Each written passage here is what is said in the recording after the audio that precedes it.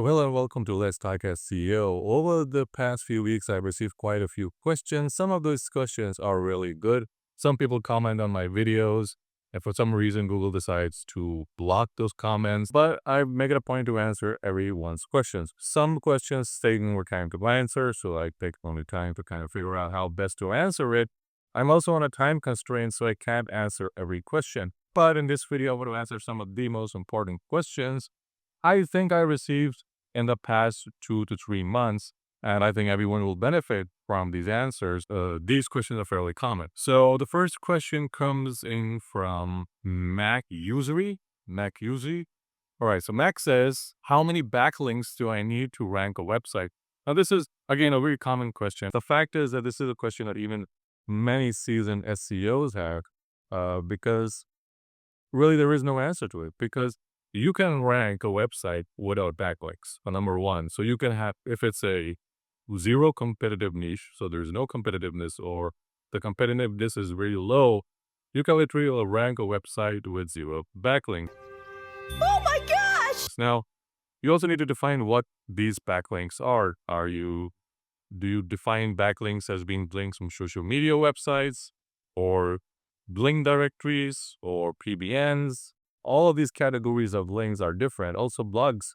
So if you're buying like a guest post on a blog with high authority, just how much juice will you pass to your website? So that's a whole different question. But the number of links are inversely proportional to the difficulty of that niche, and which is why I leave doing the backlinks for the very tail end of my SEO efforts, mainly because, a lot of juice can be had by just optimizing your on-page, your content, your internal linking, and then when you've done all of that, you hit page one.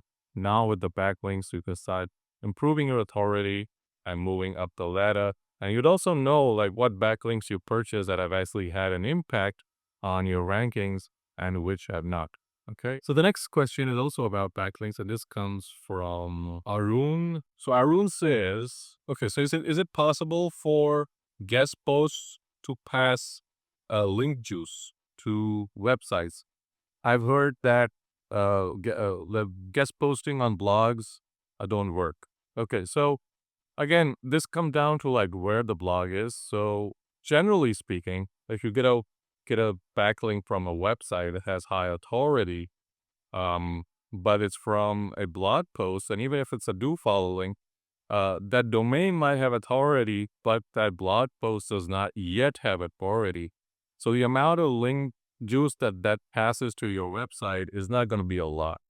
Okay, so even though there might be a DN93 website, that page itself, that blog post itself might not have a lot of authority. So the trust flow may not be as much for that page.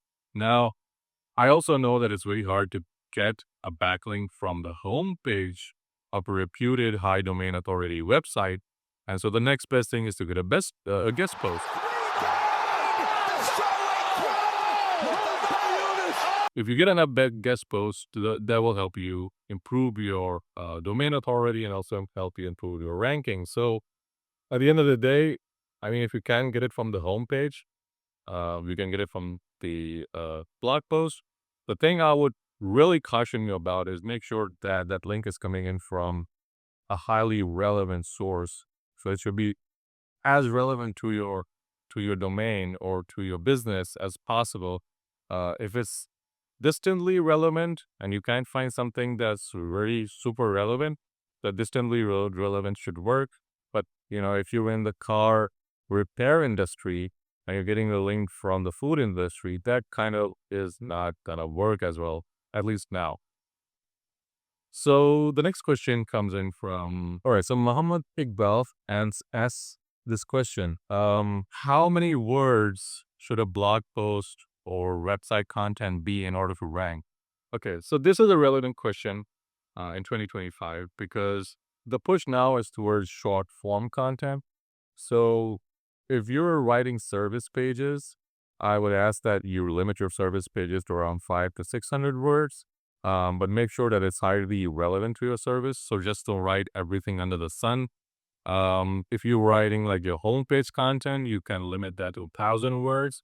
And then if you're doing blog posts, limit your informational posts and do more domain-specific posts. So posts that are more about your business, if you acquired another business, your recent projects, successes, that kind of thing, which is unique to your business, and not as much informational because that is something that it's already been answered by Google's overviews and ChatGPT and all of that stuff. So really, there's no value in doing that.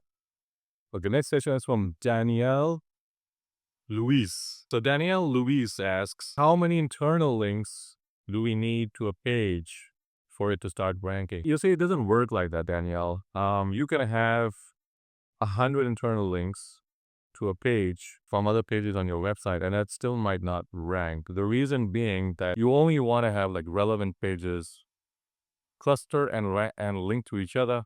You also don't want one page having multiple links to the same page.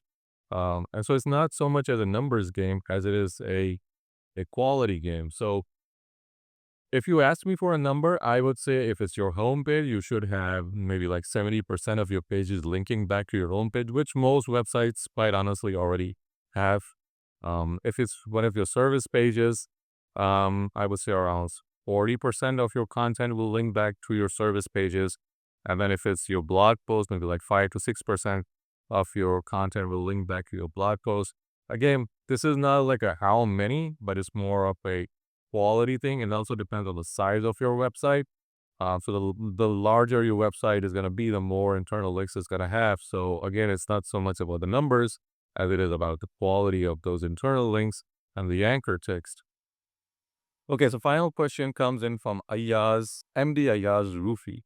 So MD Ayaz Rufi asks, what's the best way to delete a page so that Google does not pick it up? The best way to delete a page so that Google does not pick it up is to 410 it. Once you 410 it takes time for Google to drop that page off its crawl schedule. But once that's done, it will not crawl that page again. But I'll caution you, if that page is gonna come back, 404.